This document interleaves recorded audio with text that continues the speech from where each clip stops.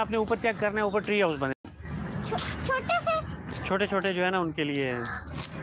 चिड़ियों के लिए। हाँ ट्री हाउस बने हुए हैं। लेफ्ट हो जाओ इधर। इधर हाँ इधर चलो, मैं दिखाऊंगा आपको। झूले भी हैं। मैंने भी झूले पे चढ़ा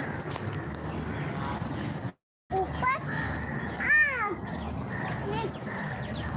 अब आपको पता गिलहरी के घर भी होते हैं, पर वो गिलहरी बताऊं क्या करती है? वो ऐसे लकड़ियों के अंदर तोड़ती है फिर अंदर घुस जाती है। चलो झूले लेने दो ना। चलो जाओ, वो जिम में चले जाओ। वो देखो, आप उसके ऊपर जाओ जहाँ पर वो बहना ले रही है झूले।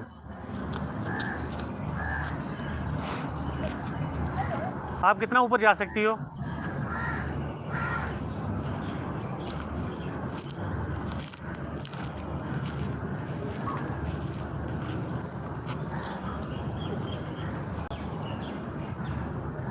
मैं कर देती हूँ, एक्स को कर लेती हूँ।